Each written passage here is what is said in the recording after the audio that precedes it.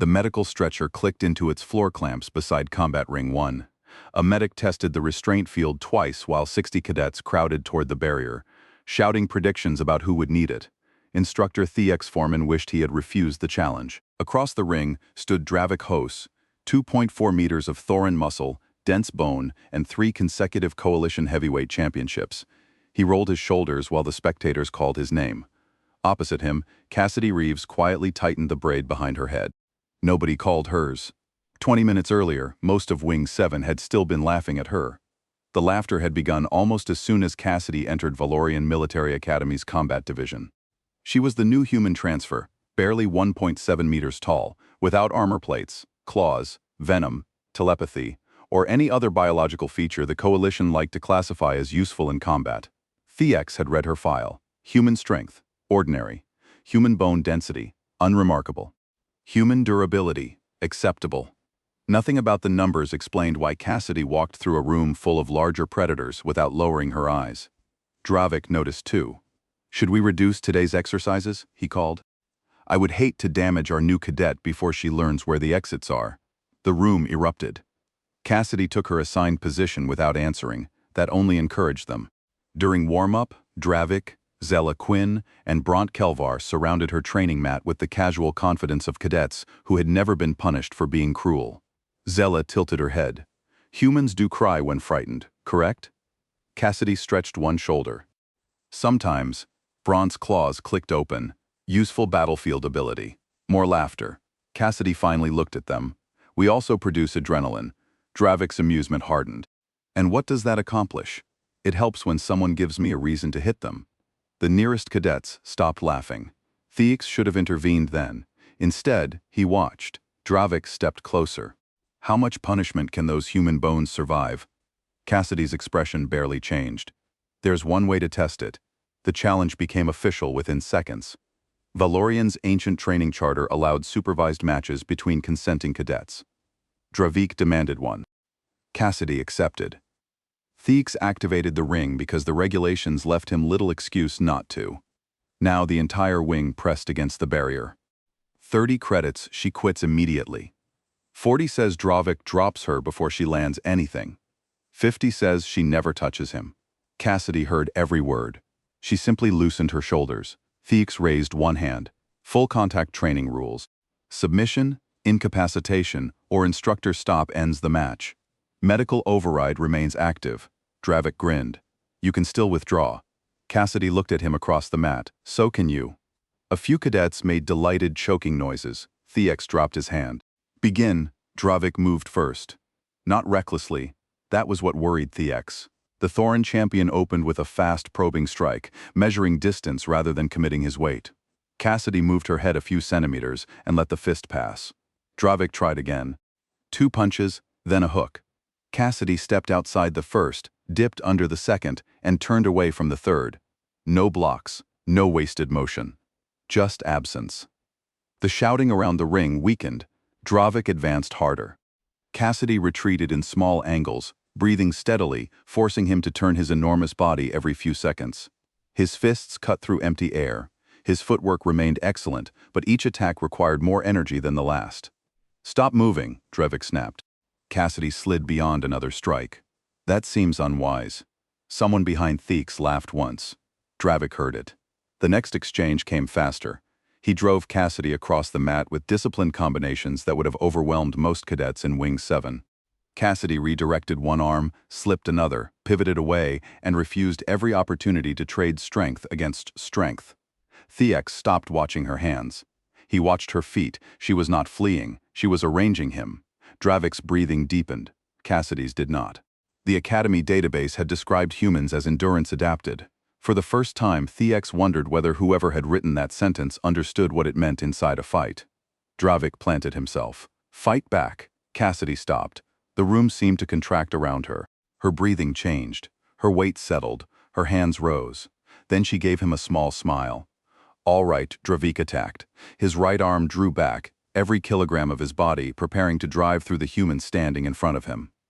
Cassidy did not retreat. Her rear foot turned. Her hips followed. Her shoulder came through last. Thex saw the sequence, but did not understand it until Cassidy's fist connected. The barrier flashed. A single impact cracked across combat wing 7. Dravik's attack vanished. So did the shouting. The Thoran champion dropped onto the mat and did not rise. For several seconds, 60 cadets seemed to forget they possessed lungs. Cassidy remained where she had finished the strike, breathing harder now, her fist still closed. She looked down at Dravik, then opened her hand and checked her fingers. Thex found his voice. Medical team. The stretcher released from its clamps. Medics entered, scanned Dravik, and confirmed that he was unconscious but stable. The blow had injured his jaw and left him with a concussion that required observation, but the Academy's emergency systems showed no life-threatening damage. Cassidy immediately moved aside to give them space. No celebration, no taunt, nothing. That disturbed the cadets almost as much as the punch. When the stretcher disappeared through the medical doors, whispers flooded the wing. Thex raised all 4 arms. Silence returned. Cadet Reeves, Cassidy turned. Do you require treatment? She flexed her hand. No, instructor. Where did you learn that? Earth combat sports, mixed martial arts. Thex stared. Experience. 32 professional fights, a pause, 29 knockouts. Zila's mouth opened. Bronze claws disappeared into his hands. Thex dismissed everyone back to training, then stopped Cassidy before she left the ring. He lowered his voice. You reduced the force. Cassidy's eyes sharpened. Yes. How much? She considered it, somewhere around 60 or 70%. I didn't want to seriously hurt him. Thex looked toward the closed medical doors, then back at the human. Understood.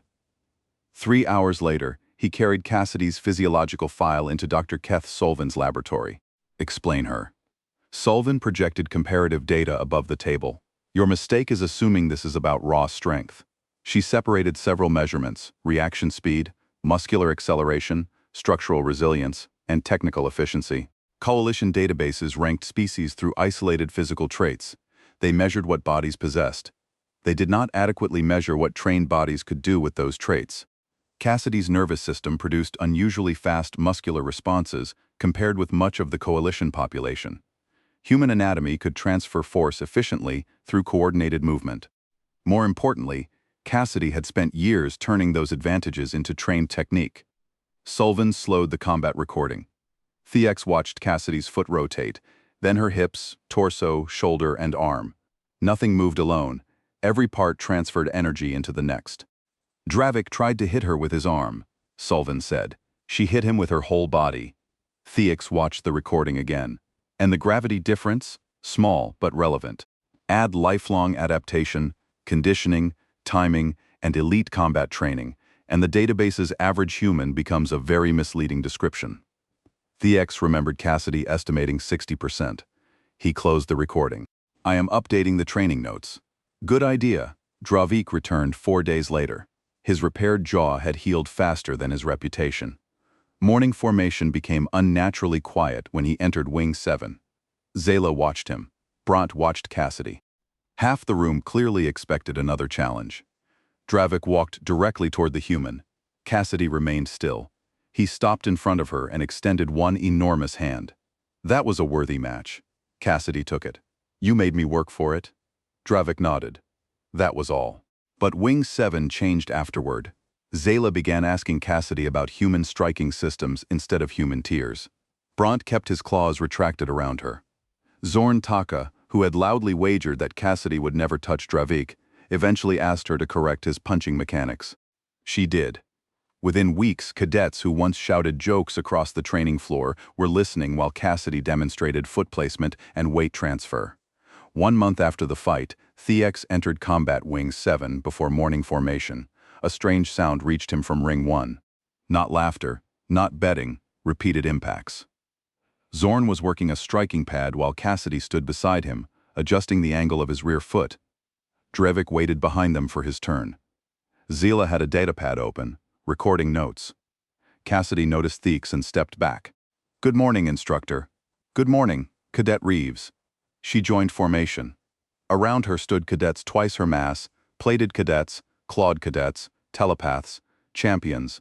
Nobody moved away from the human. Nobody crowded her either. Beside Ring 1, the betting display that had once filled with wagers against Cassidy remained powered down.